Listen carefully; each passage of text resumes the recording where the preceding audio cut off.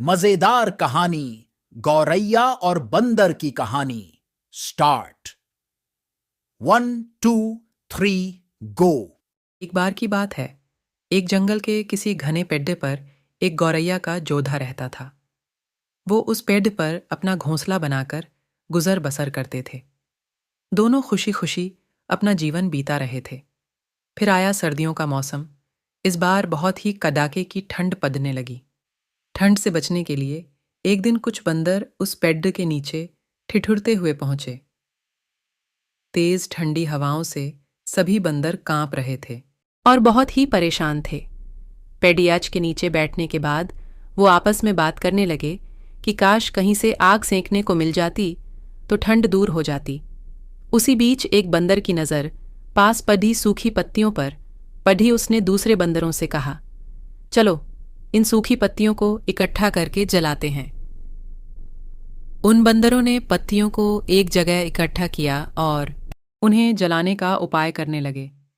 ये सब पेड़ीएच पर बैठी गौरैया देख रही थीं। ये सब देखकर उससे रहा नहीं गया और वो बंदरों से बोल पड़ी, तुम लोग कौन हो? देखने में तो तुम आदमियों की तरह लग रहे हो, हाथ पैर भी हैं। तुम अपना घर बनाकर क्यों नहीं रहते?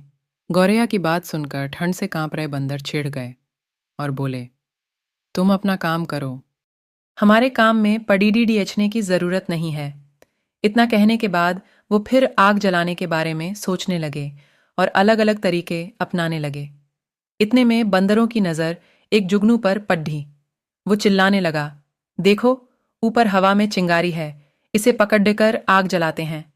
ये सुनते ही सारे बंदर उसे पकड़ ढहने के लिए अलग अलग तरीके अपनाने लगे।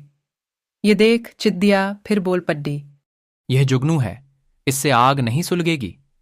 तुम लोग 2 पत्थरों को घिसकर आग जला सकते हो। बंदरों ने चिद्दिया की बात को अनसुना कर दिया।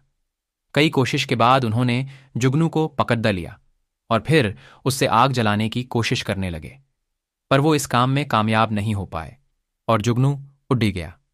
इससे बंदर निराश हो गए।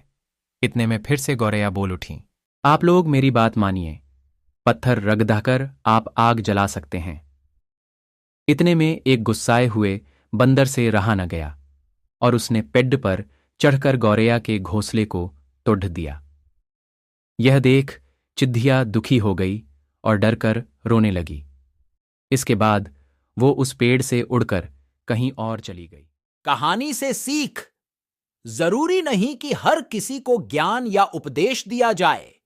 उपदेश उसी को दिया जाना चाहिए जो समझदार हो और बातों को समझे।